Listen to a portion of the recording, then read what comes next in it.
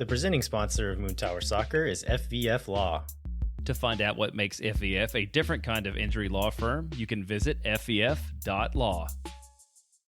Hello, friends, and thanks for listening to Moon Tower Soccer. This week, we will review Austin FC's 1-0 win over Minnesota United. We're going to preview the upcoming DC United match, and then we're going to cover a relatively busy week in Austin FC news where some big results from the Austin FC Academy teams. We had Cecilio Dominguez's indefinite suspension from the team, and then a few other pieces of news. My name is Landon Cottom, and I'm joined, as always, by Mr. Jeremiah Bentley.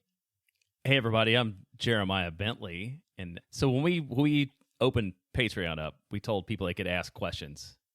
We told them they didn't have to be related to soccer. And I don't remember if we've gotten a lot of other non-soccer related questions, but we did get a beautiful question from Devin Scott this week that I think will serve well as the show opening. Yes, so his question was, how many marshmallows could you fit in your mouth? And my response back to him was, what size marshmallows? And he said, it's open to interpretation. Make this part of the discussion. So Okay. let's dive into this. All right, I'm going to say like regular size marshmallows like that you would cook and put on a s'more. I'm going to say 6. I think I could do more than that. I think I could probably fit 8 of those in my mouth. And then what about the mini ones? That's kind of what I wanted to talk about. I think the mini marshmallows are kind of garbage. And like, do you get a different texture or flavor out of your different size marshmallows? I honestly don't like marshmallows that much. Oh, okay. I think I could put 20 of the mini marshmallows in my mouth. I was going to say the exact same number. Okay, 20. so we're there. But so yeah, maybe another like Patreon reward or some type of competition that we enter ourselves into that could be part of the exhibition of it is you and I have a marshmallow stuffing competition. Stuffing competition, yeah.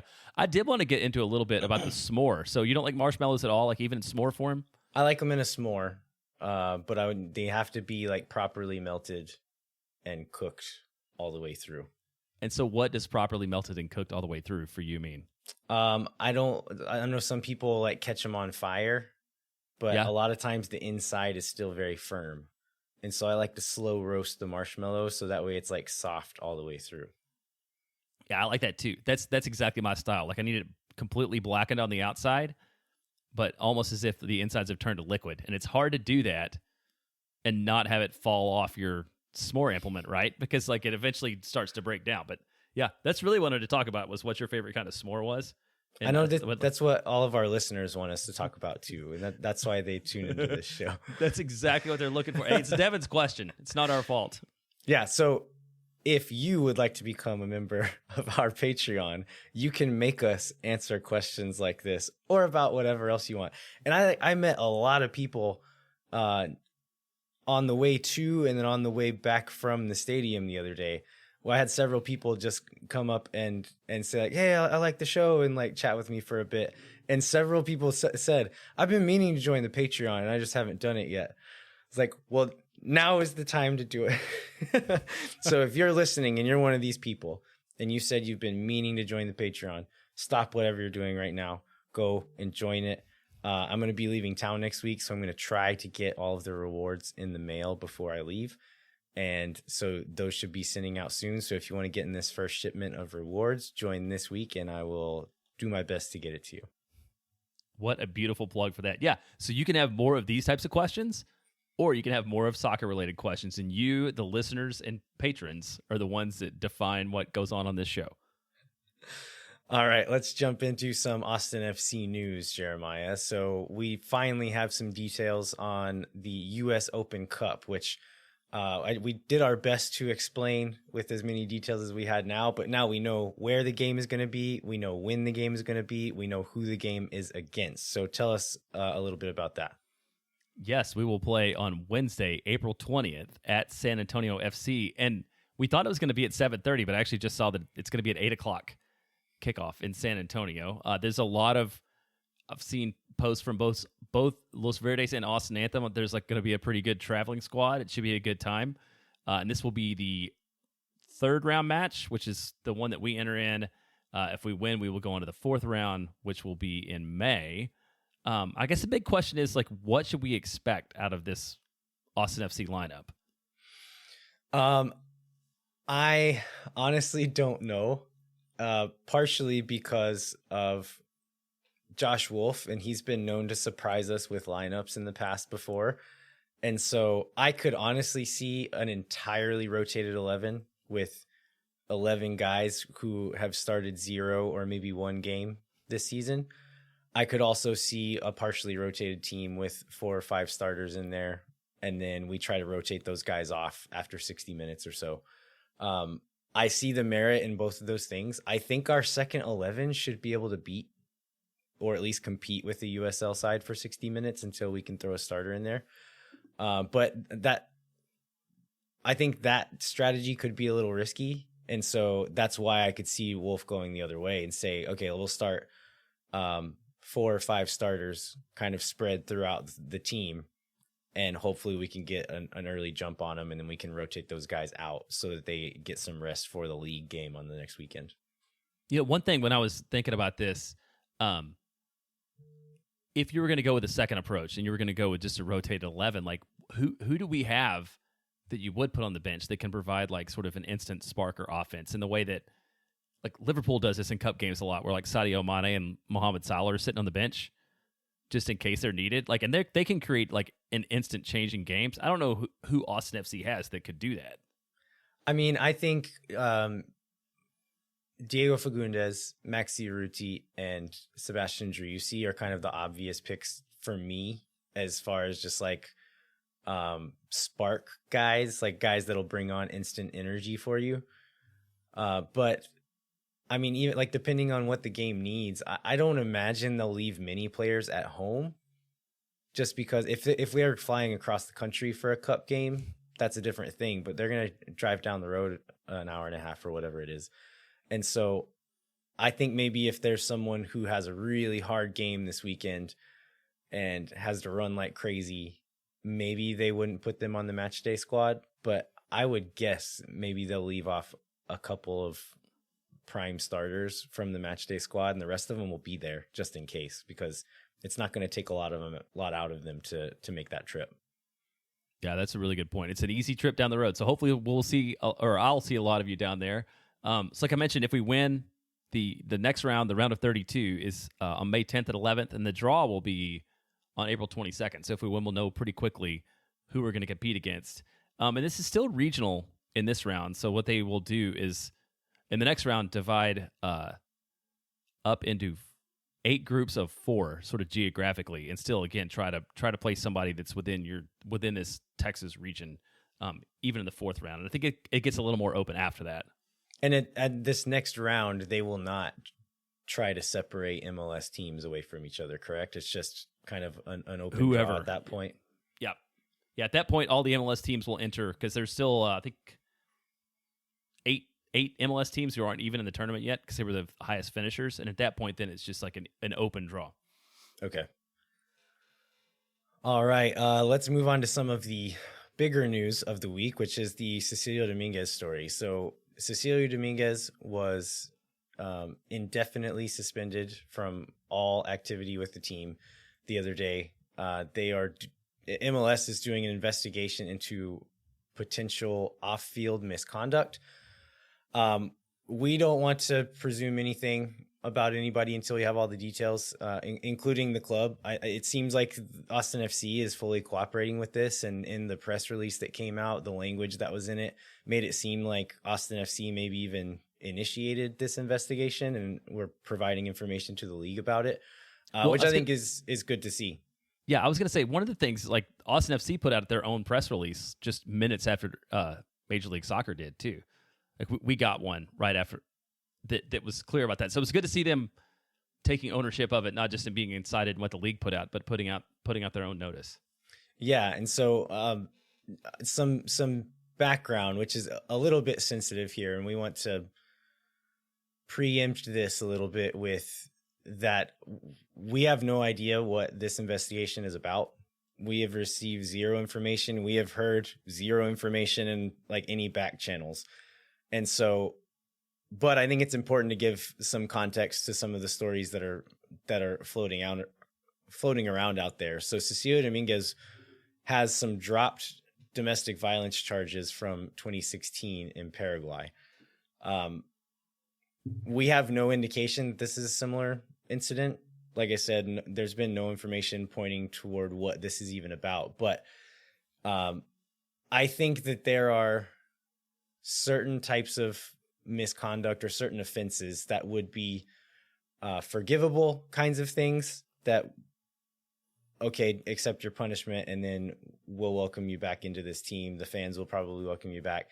There's some other things that would probably not be forgivable. And a lot of those things are the types of things that MLS would investigate like this. So I would like to believe that our front office would have done the right thing like they're doing in any case. But if they had any doubts about it, Portland Timbers had a recent event where their player Andy Polo was charged with, or I don't know if he was actually legally charged, but there was an incident of domestic abuse in his household, and the Timbers were essentially caught trying to cover it up.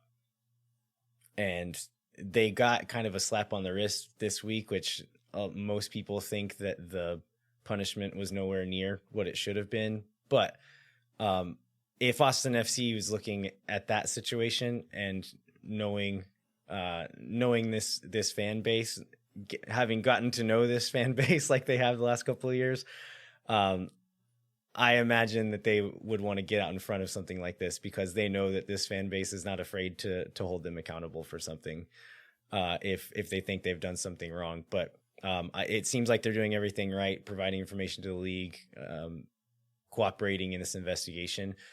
So if I was talking about kind of like forgivable and unforgivable offenses, if Cecilio is guilty of one of these forgivable offenses, like I said, take your punishment, come back in, work your way back into the team. If he did something unforgivable, that's another thing. I think we've had some people ask us, like, if it is the worst case scenario and Cecilio Dominguez is not welcome back into this team, like what recourse does Austin FC have? So I spent a lot of time today kind of digging in to some of that. What I was able to find, I think a lot of stuff that was circulating was some of the things that are listed in the MLS collective bargaining agreement. And some of the things that are listed are things like substance abuse, gambling, some other things like that. I was able to look at several documents over the last few years of collective bargaining agreements and the MLS Constitution, and found an older version of the CBA, which mentions the Substance Abuse and Behavioral Health Program, SABH for short. I think a lot of people would look at that and assume it only deals with drugs. It actually covers any criminal misconduct as well, falls into that category. And so if a player is found guilty or at least proven to have done one of the things that falls into one of these categories, or is some type of criminal misconduct, the league actually has recourse to essentially void that player's contract with 24 hours notice. And so like in this situation, if it is worst case scenario, they could essentially tear up his contract within a day and not really owe the player anything. As far as what happens after that was more difficult to find out. I know, Jeremiah, you did some research and were trying to find other instances where like players were essentially charged with a crime and were released from their contract. And there's a lot of instances of this, at least on public record anyway. Right. There was not one that was directly like that where it happened. I mean, there were guys that did performance enhancing drugs and got caught and were suspended for some games. There was one just like illicit drug, but nobody had their contract revoked. Right? They were all temporary suspensions. There was one domestic violence thing too, and it seemed like the player was suspended pending an investigation, and then they just I can't remember the name now. It was a guy in 2014 in Columbus, and they just kind of let him go, and that sort of ended that. So there's no directly. I couldn't find an evidence of something that was like directly related to this situation to give us any guidance on what might happen as far as like would a DP spot open up or not. And you read the roster rules, and so did I, and that's one of those things that is not very clear. Yeah, so I would assume that the DP spot would open up and we would be free to fill that over the summer. One thing that makes me doubt that assumption is that if you were to buy out a contract of a designated player, or any player for that matter, in the middle of the season, if you do it before the season, you can fill that spot. But if you do it during the season, you do not get any kind of cap relief. You do not get to fill that spot. You just have to wait until the next year. And so because we're in the middle of the season, I'm not sure where this situation would fall on that rule. Like I said, I would assume, given the circumstances, we would be free to fill it because we're not under any financial obligation to the player anymore. I think that's generally when you're looking at rules about what you're allowed to spend or not spend, it's usually put in place by some of the cheaper owners who don't want to be forced to spend more money than they have to and want to keep other teams from spending more money than they want them to.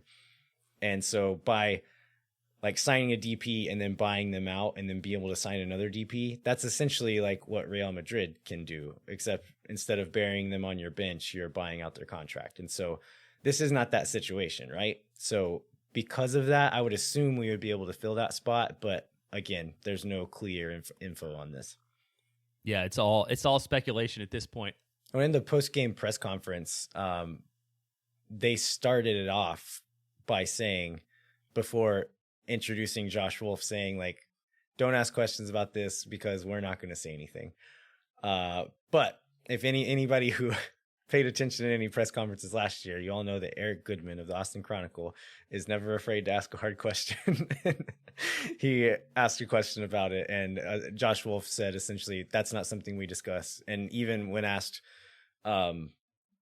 like, what did you tell your team about it? What did y'all talk about it? And Wolf essentially said, I'm not talking about that. Sorry. And so no info out of the club. I'm hoping it gets wrapped up quickly for everybody's sake. I mean, just you see like the camaraderie in this team, like, like if it ends up being something bad, like those guys are going to feel hurt by that. These guys seem to be very close at this point. To have one of your teammates not only kind of betray people personally, but to betray the team and really hurt the team in a real way like this. Like, I hope that they're able to kind of rally back from that. Yeah, it's a great thing that they built, and I mean, it does. You're right. It seems kind of fragile too at the same time.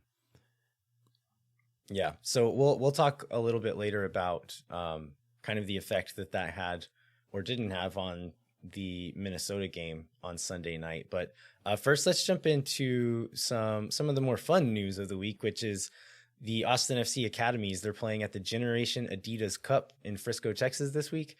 This is a big tournament. All of the MLS Next teams are playing in it.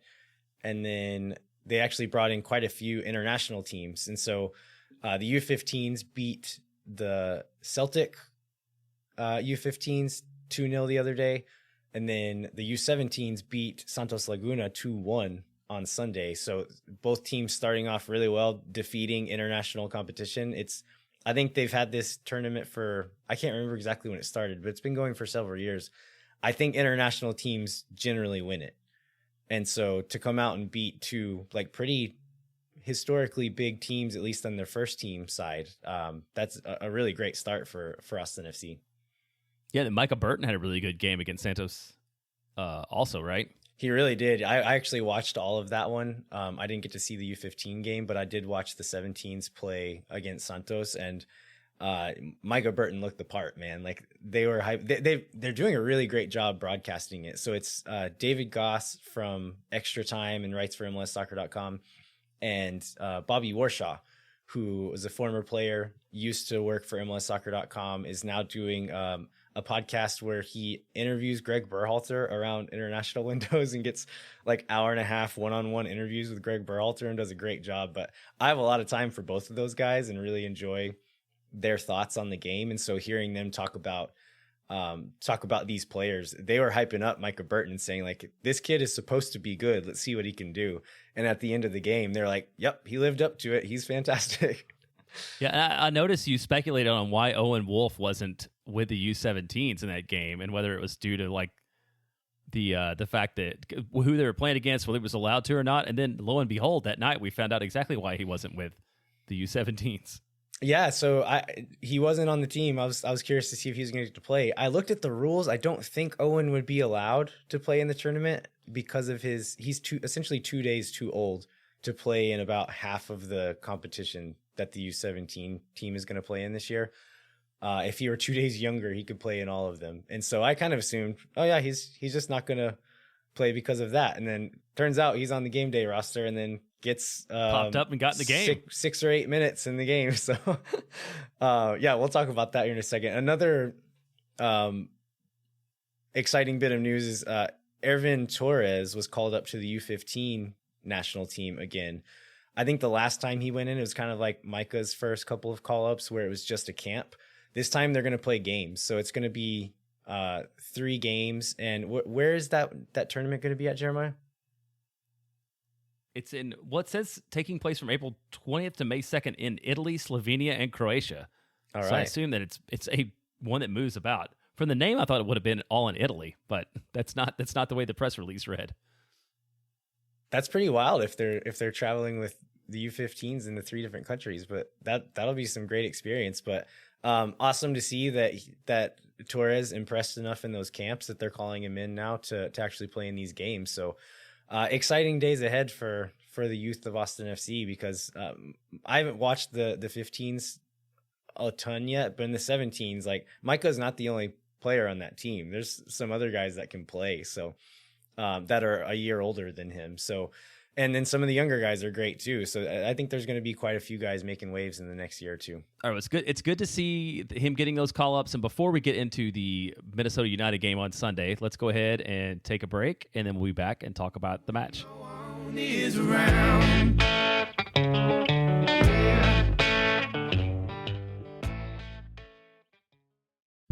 Hey, Landon, let's talk about hot sauce. Let's do it.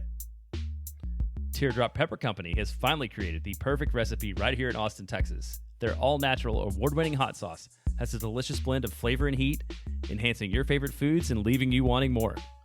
Whether you like the zesty kick of golden habanero or garlicky smoothness of supreme serrano, it's the best way to spice up your Austin FC pre-match meals. Teardrop Pepper Company has 2 unique flavors, and you can order them from their website, teardroppepperco.com, or from their social media pages. And I believe they're still doing some farmers markets. So farmers markets, yep.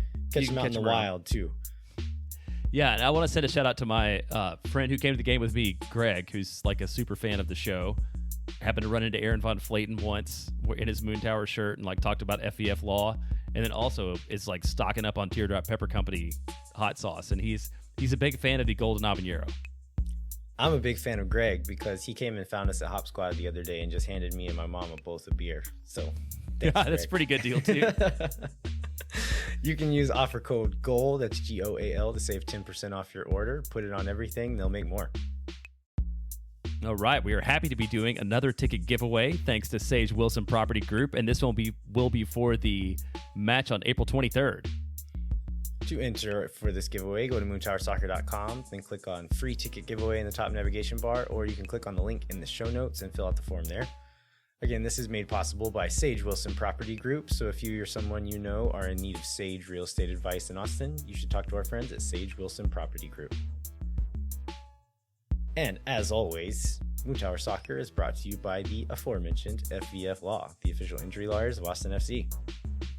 FVF is a different kind of personal injury law firm dedicated to community, transparency, and client education. And I just saw that they had a group of folks who run the Cap 10K, the biggest 10K race in Texas, which I also ran on Sunday. And when I was in packet pickup, I ran into I tried to run into Fogelman, but he was like moving so quickly through it and picking everything up. Like I never saw him. But I did appreciate the FVF cap and t-shirt he was wearing. He's disappeared the distance in front of me. Always on brand, always on brand. You can go to FVF.law to find out what makes FVF a different kind of injury law firm and why understanding your legal options can dramatically change the outcome of a case. Once again, that's FVF.law. All right, we are back. Let's talk about the Austin FC win over the weekend. So they won a nervy 1-0 game at home against Minnesota United. That keeps them unbeaten at home this whole season. So I think they're 3 wins, 1 draw at home so far, and put themselves back up in 4th place in the Western Conference. So I think they were in 8th before this game and jumped back up to 4th. So I think this is kind of the point in the season where those standings start to mean something.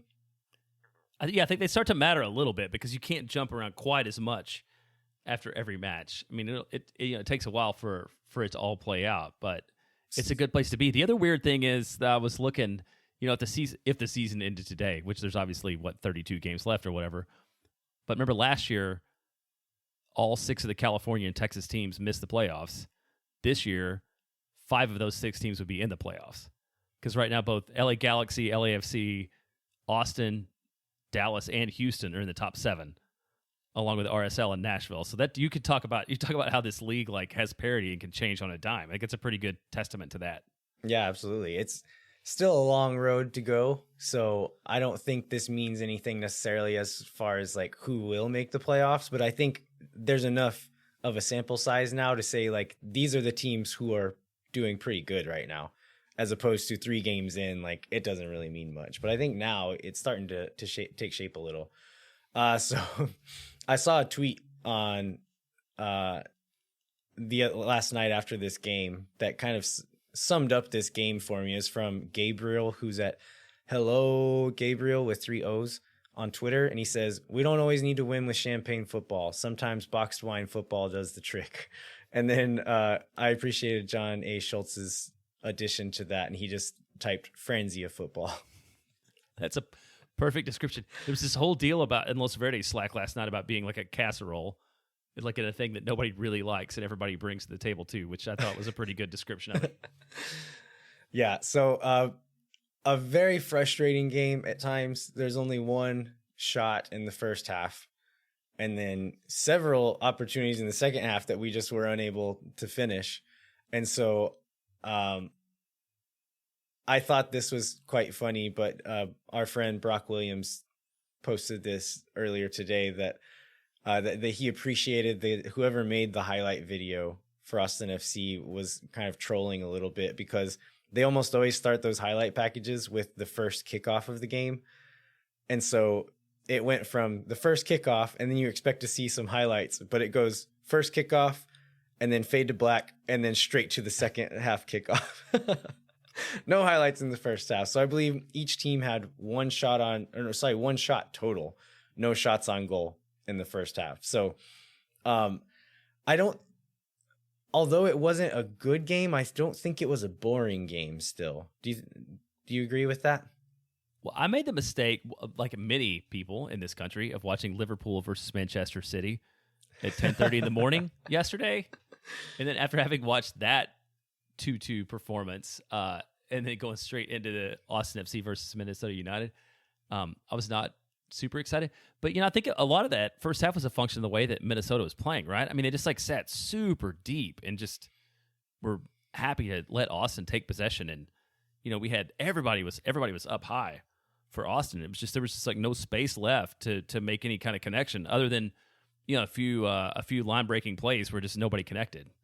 Yeah. At moments with 70% possession at one point in the first half, and moving the ball well, getting into good spots, and then we would just try to make like a long switch and just kick the ball into the stands, or just pass the ball out of bounds, or do something stupid, and just like over and over and over, that we just like already a team that's going to be tough to break down, and then we're shooting ourselves in the foot on top of that. And so it was very frustrating. My memory of the first half was like just Ethan Finley giving up when he's like running. And there's like 3 different times where he was running on a ball and he just like knew he wasn't going to get to it, and just kind of like stops, and starts walking back, and I felt like that missing connection. That was evidence of the missing connection in the final third, like for sure the whole first half. Yeah, quite a few moments where we had some like good balls over the top that were just a little too heavy and just couldn't get there. And so there's one really good one where I can't remember how it got there. Somebody wins the ball, plays it up ahead to Urruti, who immediately drops it back to Driussi. As Urruti kind of checked two to get that ball, the center backs followed him, and Diego takes off on a run, and Driussi sees him and just first time puts it over the top, but just puts it a little bit too heavy. But there's a few different chances like that could have led to something. Second half was a little more effective action, but this second half almost killed me, Jeremiah. I don't know about you, but I did not enjoy this soccer game. No, it was a mess. I mean, I can't wait to talk about the goal, because like seeing it live, I didn't appreciate just the chaos that whole sequence was after going back and watching it. But then, man, I mean, yeah, I don't understand what the formation was exactly, and it was like a track meet. It probably after, I think, what, 65 or so. Yeah, you know, it that's just when became it, like ragged and back and forth for both teams. It was not settling at all. Yeah, the last 25 minutes, I thought I was gonna die. Like, my parents went to the game with me, and I think I probably scared them. And I'm sorry, Mom and Dad, you had to sit beside me during all of that. I was not a fun person to be sitting beside, and I did not have fun watching this soccer game. And when the final whistle blew and we were ahead 1-0, I did not have a feeling of happiness or joy. It was sheer relief. Like, thank God this stupid game is over. And how did you feel? One of the other parts of that is like when we get to 90 and there's 6 minutes of extra time. I know. Added time. Like, how is this even possible? Especially after the referees, thankfully, nobody wanted to see any more of the first half. So the whistle blew like exactly at 45 minutes. Yeah. And then, they just wanted to see the chaos continue in the second. Yeah, so we luckily did get that goal in the 58th minute. So, yeah, we need to talk about the chaos that you mentioned a bit ago. So, Sebastian Driussi wins a loose touch off of Will Trapp, slides in and pokes it away, and Diego gets it on the left side, goes in, tries to flick it over to in the box, doesn't really connect with anyone. Urruti goes in for a challenge. I don't know if it was one of the left side defenders, either Kamar Lawrence or Dubasi. I'm not sure who exactly he went in for, but a kind of hard challenge, but it was 50-50. Both of them were going in for it. Urruti goes down trying to draw the penalty, but the ball kind of like squirts out out wide, and Ring picks it up out on the wing, and everybody's kind of like slowly resetting. Hector Jimenez steps up to the top of the box. Rings finds him there. All the while, Maxi Urruti is still on the ground, and so Minnesota has numbers back, right? There's like 5 or 6 defenders in the box, and 2 of them walk right past Urruti on the ground. Nobody's marking him because he's on the ground. And so whenever Jimenez receives it, Urruti stands up right where he was laying, maybe takes 1 step, and Jimenez plays it in like pretty hard to Urruti's feet. And Urruti turns and hits it out of the air and swats it past St. Clair for the goal. But I didn't realize how good of a finish it was until I watched the replay. It was a really nice strike from Urruti there. Yeah, it was. I mean, he didn't have a lot of time to prepare it too, like you said, because he basically gets up off the ground, gets service, and smacks it in. It was a well played shot. It was pretty comical how little he moved after he stood up. He stands up, takes 1 step, hits it into the goal. And so, okay, I want to make a clarification from either last show or a couple of shows ago. We talked about Urruti's last goal being a half volley. I was corrected on Twitter by Nick Cowell, who I believe is a soccer coach himself, a listener to the show. He was telling me that was actually a volley, that a half volley is when you get like that little baby bounce off the ground and you kick it right after it bounces. Apparently there is some dispute on these definitions. I thought I had always heard a half volley being after a bounce. But apparently, if you just hit it out of the air, according to Nick Cal, it is a volley. And so this one, because it didn't bounce at all, there's no doubt in this one. This one was absolutely a volley that Urruti hit. But really nice goal from Maxi there. A couple of minutes later, we saw some subs come in because, like you said, there's a lot of running in this game. And some guys were starting to look a little leggy, which in this game was concerning.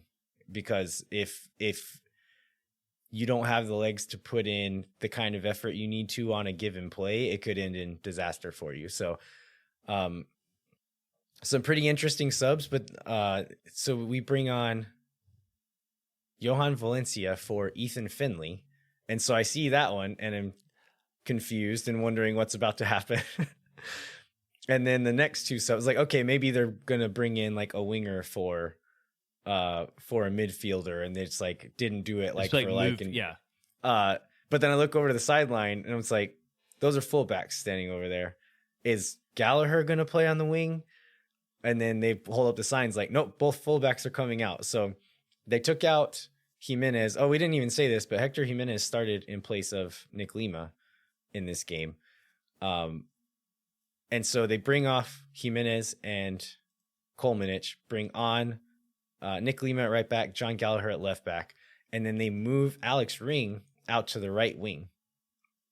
And so I thought it was an interesting play. It ended up shaking out. And like, I mean, Alex Ring was floating wide quite a bit in the first half anyway.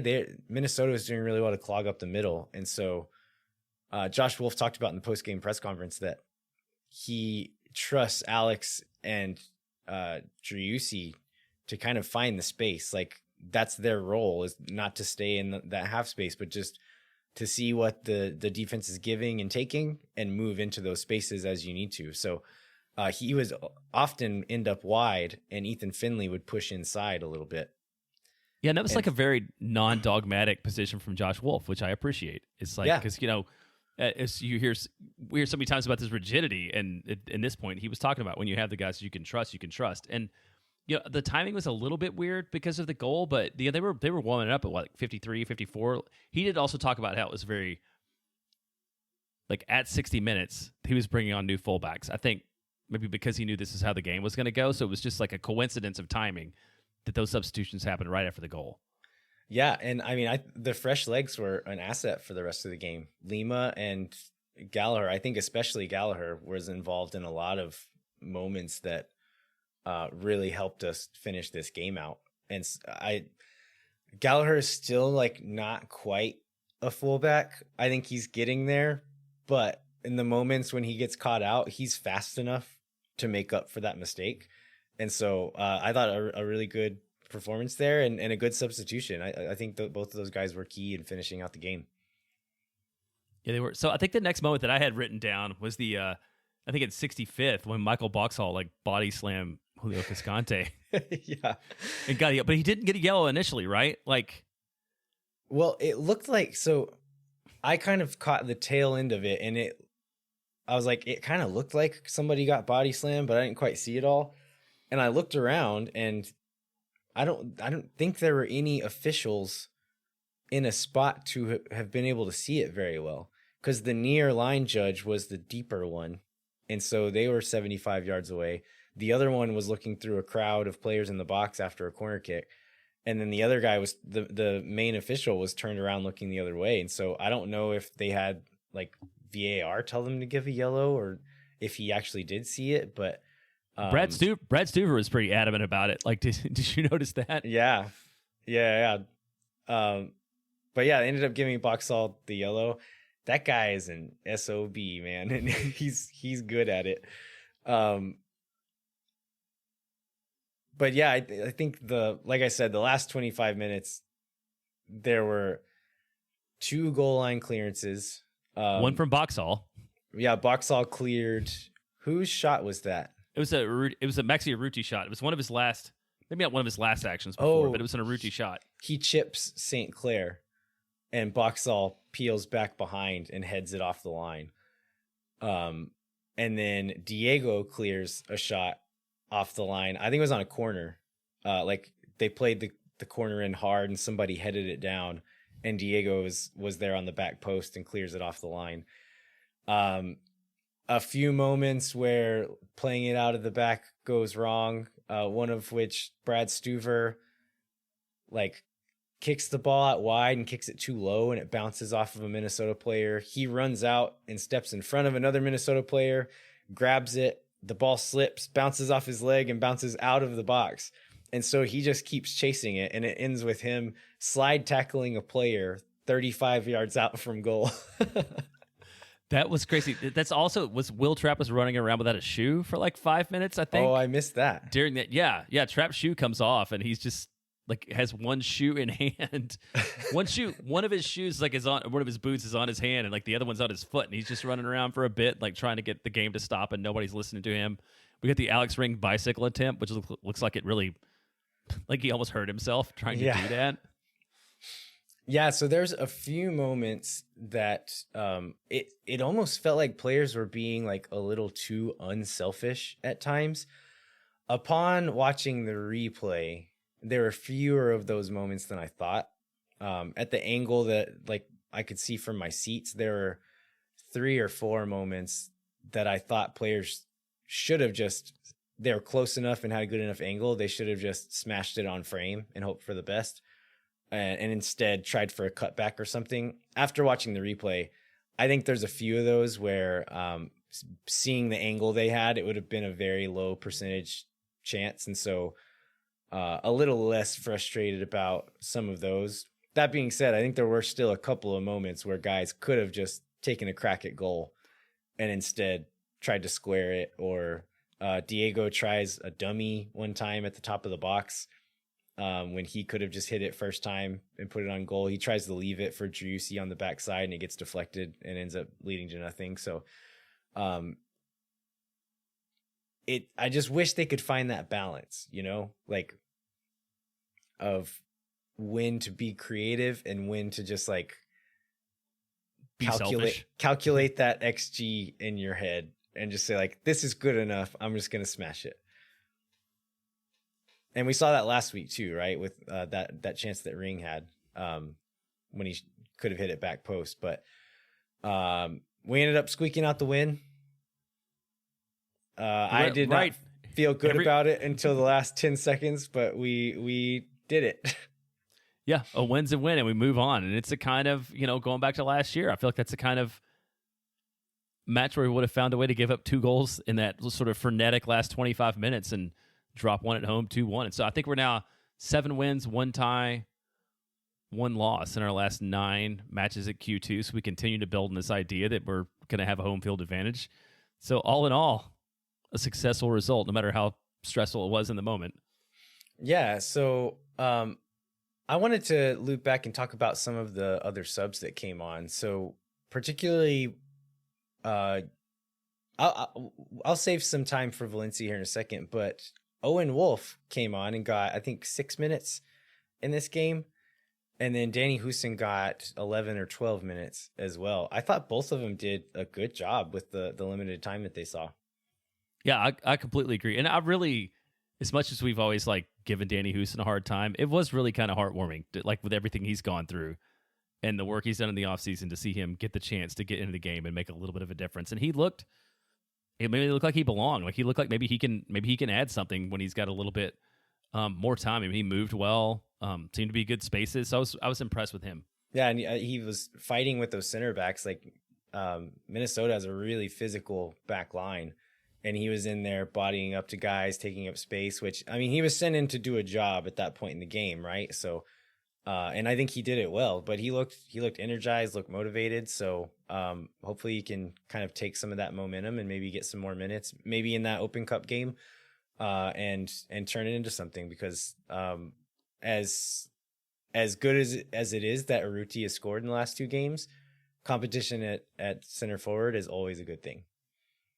And then Owen Wolf, I mean, I want to go back and try to like isolate this a little bit, but the sideline mic picks up what Josh is telling him as he's going onto the field.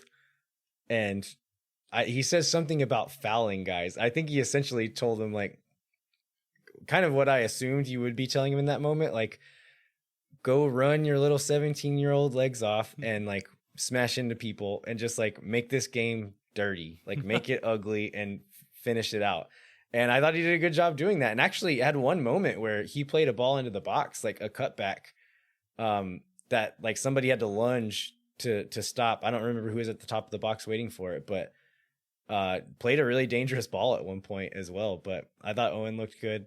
Is there any other? I think that's all the subs. Valencia. I want to talk about Valencia with the rest of the midfielder here in a second. But yeah, are there any other more like trivial or smaller moments in the match you wanted to hit on before we go to our bigger takeaways? No, I think we hit on everything that I had sort of had written down, other than some of the individual player moments, and I'm really like more the positional groupings and kind of where we think we are. Yeah. So I've seen some people maybe say, like, hinting at the fact, like, oh, we don't need Cecilio. He's not that good anyway. I want to push back on that. I think we could have used Cecilio Dominguez in this game. There's moments talking about switching the field and isolating guys. I think Diego does a good job in those moments. Finley, I know like in his past, he has been good in these moments, but he's not the kind of guy. He's more of like that transition guy or like the long ball in behind guy. He's not the kind to like face up with someone and just take them one-on-one. And in a game like this, having someone who can do that would have been really valuable. And so I think the good thing is like we don't run our offense through Cecilio, but he's the kind of player that whenever the ball falls in certain parts of the field in certain moments, he has the ability to turn that moment into something special. And so we miss him for that reason, but we don't have to have him to run the game at all. I think he just makes certain moments a bit more dangerous for us. Yeah, and I mean, we talked a lot about depth, and depth is, you're one big injury or suspension away from not having depth, and that's where I feel like we are now, right? Like Ethan Finley's a perfectly serviceable winger, but then when you go to the bench, it's like super thin, and right. and you need him to. You're going to need him to rotate. I mean, he's got a fair amount of MLS experience, and he's not going to be able to start every match, and that's when you start to get in a position where you look thin, like we were last year. Yeah, I mean, and already like last night, we did not put another winger on the field when we took Finley off. We put on a defensive midfielder and fullbacks, and then just made do. And then whenever Ring came off, Owen Wolf was playing right wing. And so we did not put in another true winger into the game ever. And so Jared Stroud was not even on the game day roster. Musa Jite, another notable omission from the game day roster. Husin took his spot, and then I guess Owen Wolf took Jared Stroud's spot. But yeah, it could be a little worrying if we are without one of our starting wingers and are unable to either get him back or replace him anytime soon. It could get worrying at some point. Well, let's talk about good news. I feel like maybe we found our center back pairing. We found two guys that complement each other, seem to kind of their other roles. I feel like they really sort of naturally connected in this match in a way that I haven't seen anybody necessarily do. Yeah, they looked natural in it last night. Cascante was and has been doing this season, but he's kind of been the guy to push up farther and distribute, which he's quite good at, right? Like he's good at playing the ball. So getting up to do that, but then having Gabrielson sit a little bit deeper behind him. Gabrielson's a better athlete than Julio, and so whenever a ball does come in behind, he's quick enough generally to get back to it and slow it down enough for other guys to recover. So that partnership seems to be working out really well. Minnesota played a lot of long balls, and not many of them ever looked like they had much of a chance of finding a Minnesota foot. Those two guys were winning aerial duel after aerial duel, heading balls away, bodying guys off of balls and heading it back the other direction. So I thought they looked really good. I mean, Gabrielson still plays with fire a little too often. And there was a couple of times where he'd do something and Stuver would like kind of bark at him and be like, hey, dude, like, don't do that next time. But as far as like defensive positioning, defensive decision making, I thought he was really solid, and I thought Julio did a good job as well.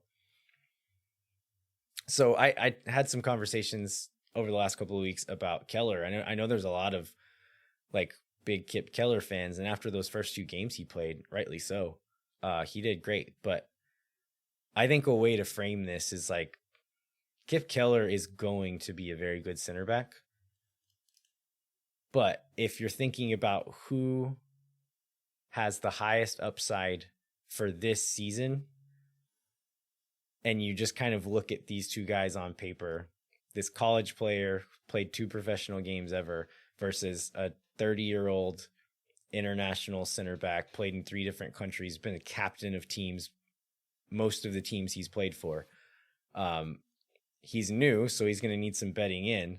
I think it's worth investing the time in that guy. And I think last night we kind of started to see the fruit of that a little bit, why Josh was playing him over Keller. It's by no means because he thinks Kip Keller is bad, because he is not bad. He's very good, and he's going to be very good, but he's going to need some time. If he had played in all these games, I can almost guarantee you Kip Keller would have made some mistakes, just because young players do that. And so I don't think there's any reason to be upset about this situation. It's a good thing that we have multiple good center backs. And when we need that rotation, when we need some fresh legs, Kip will be there to get those minutes, and will do a good job in those minutes. But I was very happy with what I saw for the most part from Ruben last night. Yeah, I mean, at a macro level, this will transition into the sort of the next position group. I mean, it's the same thing with Valencia a little bit. Yeah. Right? Like Valencia is a guy that there's nothing wrong with what he's doing, and he's a guy that needs minutes, but like Dani Pereira is not willing to give him the minutes in the same way that like this competition is a good thing. Like, and having players who are good players who aren't seeing the field as much as some people would like is also a positive. Yeah, Valencia came on, looked really good in all of his minutes so far. Really, I've been impressed with him. I've really liked what I've seen. It's a very different style in that position than what Dani Pereira brings, but really aggressive, really strong in the midfield. Does a really good job of receiving the ball, turning, and playing a quick pass. So I think he's a little less expansive than Dani is, but still really efficient in moving the ball around and then winning balls on the defensive side. If you look at that in a vacuum, I would say like, yeah, let's put him in there. But Valencia can pretty much play the one position. Right. And he's not that flexible. And so I've seen some people calling for playing Valencia at the 6 and moving Dani forward to the 8. I think Dani would be less effective there. I don't think he would be as much of a natural in those positions as Ring and Driussi. I know Ring does some frustrating things. We'll get to Ring in a second, but Dani Pereira last night, I thought he was the best player on the field, and he is putting his stamp on this position. And I think we're seeing Josh Wolf's vision for what he wanted Dani to be at the 6. Dani is coming into that and making it his own. And I don't want him to play anywhere else. I think he's so good we're running the game through Dani Pereira. And there's moments, I know a lot of times last year, Alex Ring would drop back and pick up the ball off of a center back or whatever. There's times he had to do that to get out of pressure. Alex Ring would turn and give the ball to Dani. And so like, no, you're the quarterback. You do it. And he did an amazing job. And so I understand the temptation to kind of like play with it and move it around, but Dani Pereira is our 6 right now, and you're going to have to pry it out of his cold, dead hands. Yeah, I saw this great stat from Los Nerdes Verdes on Twitter that talked about not only did he complete 70 passes, which was 40% higher than the next highest player, but he completed the most short, most medium, and most long passes of any Austin FC player. Like, if you want to talk about a guy that's involved in sort of every part of the match, I think it was a really good number to help illustrate that. Yeah, he hit some dimes. Some of those Michael Bradley diagonal passes over to the wing. He hit some really nice balls there, which is a thing I don't think we always see him do, but he did a really good job of that last night. But Talking about Alex Ring. Danny was also very disruptive in defensive transition, which is a thing he wasn't last year, and was an asset there. Not just passable, but an asset last night. So excellent performance from him. Alex Ring. I was very frustrated with Alex Ring at the end of the game last night due to a few... he was part of some of those like being too unselfish moments, and also played a few errant passes. What was the one? Oh, there was a moment where Alex Ring was got in behind in transition and was like faced up with a defender, maybe 10 yards out from goal, and had Driussi and Diego like streaking into the box, and he played it behind them.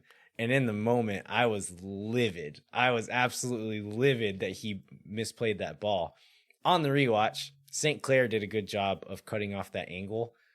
Ring was trying to like thread the needle and played it where he could, but the angle wasn't there when he needed to play it to get that ball on. So on the rewatch, I actually think Alex Ring was really good last night. I think a few poor moments, but as far as like influencing the game, moving the ball, winning balls, putting in some crosses, I thought he was 85%, like really, really good. And then just a few poor moments. Well, his moments were super obvious, right? Like his moments were a lot either indecision finishing or making the wrong decision in finishing, right? That's what people see. You know, when he would be in the box with the ball, and I think he ended up he took 3 shots, which tied Urruti for the lead on the team. And Urruti scored 1 goal and had 1 cleared off the line with his, and Ring shots were not great. I think that's what a lot of people reflect on, is just how public the bad moments were. Yeah, and like I said, on the rewatch, I didn't think all of those moments were as bad as I initially did. Some of them were. That ball that I was just talking about was the maddest I got at him. The second maddest I got was we were playing it out of the back, and Ring drops into a spot and like demands the ball off of the fullback, and they play it into his feet, and he immediately turns into pressure, didn't see a guy, and just gives it up right there at the top of the box. And I was like, if you're going to demand the ball, you can't lose it like that. Like, not you. Like, you're Alex Ring. If you demand the ball, people are going to give it to you. You're not allowed to lose it after that. Yeah, do something good with it. Yeah. But like I said, y'all at me if you think I'm wrong, but rewatch that game and watch Alex Ring just in the little moments, those little like Diego moments that just like constantly finding the ball, constantly linking up, constantly moving it along. I thought Alex Ring was overall very good. So before we go to DC United, I don't know if you had any other players you want to talk about, so let me open that up. I don't think you do.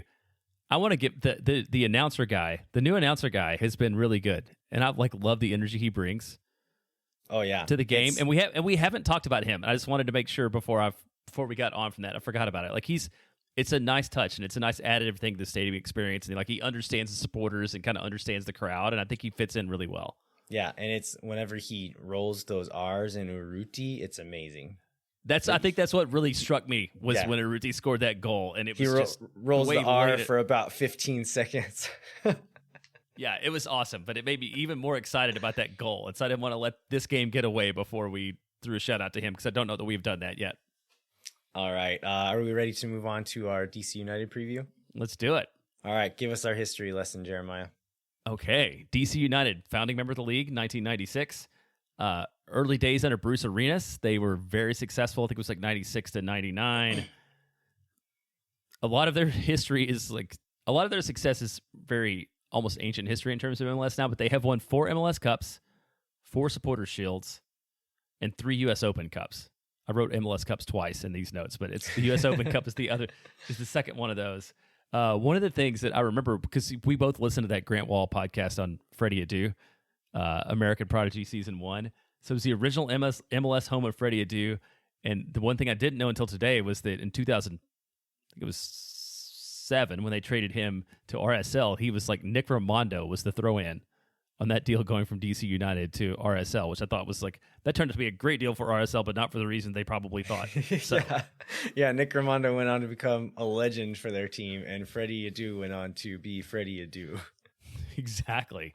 They played at RFK from 96 until 2017, which I think became a real albatross for them, right? It was like one of these big empty NFL stadiums. I think maybe even the Washington football team had moved by then, so they were like the only occupant of a rickety, breaking down NFL stadium, but moved to Audi Field. Yeah, which is RFK close. was famous for housing squads of raccoons and other animals. They moved to Audi Field in 2017, which is in D.C., close to where the Washington Nationals play. Last year, they missed the playoffs for the second consecutive season.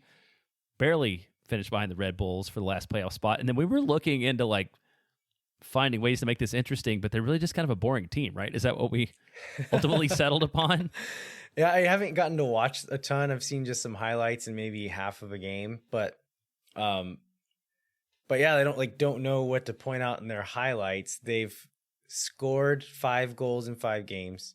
Did you already say all this? Did you say No, I haven't yet. I haven't done any of the 2022 stuff yet. Okay, so yeah, they've scored 5 goals in 5 games. They've given up 5 goals in 5 games. And then they've got what's his name? Edison Flores was brought in maybe a year and a half ago or so, and he was supposed to be like their big star guy, and he just like hasn't been that. Julian Gressel came in a couple of years ago. I think he came in and like more or less demanded to play on the wing. And so they're playing him as an attacker, and he just wasn't like having much of an effect. And so they finally moved him back to fullback, which his best days in MLS were playing fullback for Atlanta United. And so they're playing with like a back 5 with like high flying wing backs, Julian Gressel on the right, which he's really good in that position and really dangerous. And then Brad Smith on the left, who was at Seattle last year. And he's quite good over there as well. So those 2 guys can hurt you, kind of making up for Paul Arriola not being there anymore. Kevin Paredes, I think, was also playing that left wing back spot. And when he left, that's when they brought in Brad Smith to kind of fill that hole. And then they brought in a new striker, Michael Estrada, who had a few good games in those 2 wins, I believe, that they had this year. So another name that might be familiar to people, Andy Nahar. Do you remember what country he's from? Because he was like roasted the U.S. in he did World right Cup qualifying CONCACAF, for a half. And let me look this up. This is embarrassing. He's from Honduras, but he like roasted us for a half, and then we scored 4 goals in the second half and beat them 4-1 or something. But Andy Nahar is on his day a very good player. So is it Ola Kamara? Ola Kamara, yeah. Right? Okay. Yep. Not Kai Kamara. Kai Kamara's in Montreal, somewhere else. But they have Ola Kamara there, Michael Estrada. So they've played a few different guys in those front spots and in the midfield, but seem to be like a pretty defensively solid team. And like I said, I haven't watched them a ton, but those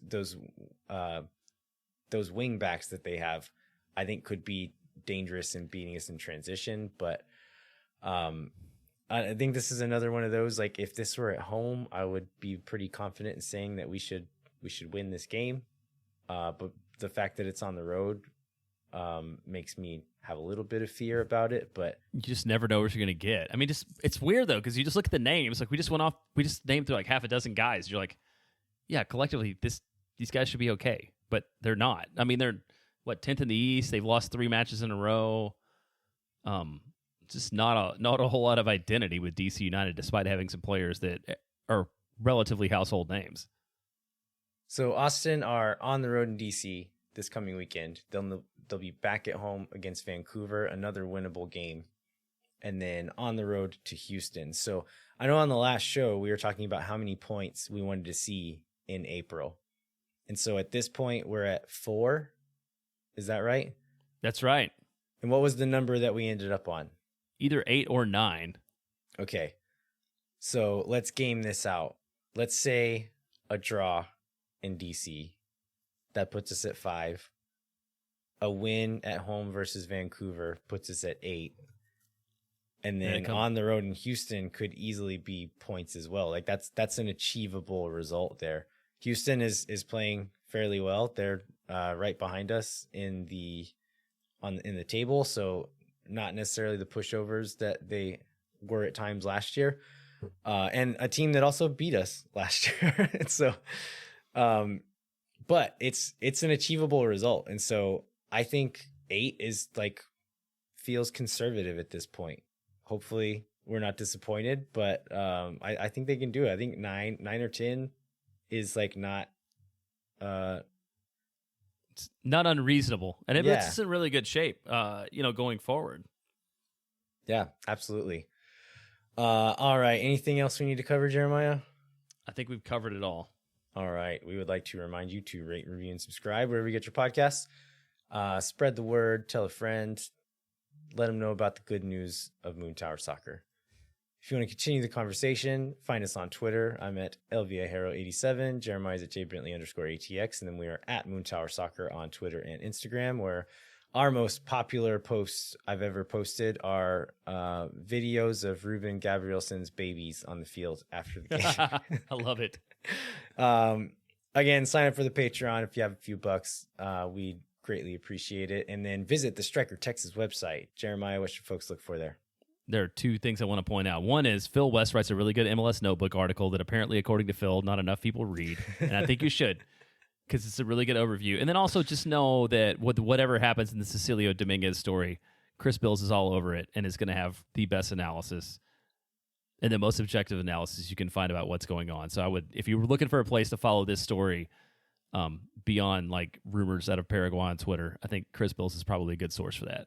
Yeah, Chris isn't going to be involved in the rumors, but once there is facts coming out, Chris is going to be in the know on those things and is going to be talking to the sources he has, and will write, I'm sure, a great article about it. So stay tuned there.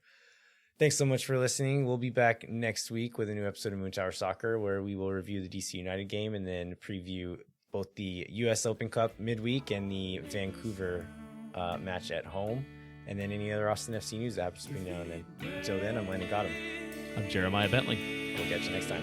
When no one is around.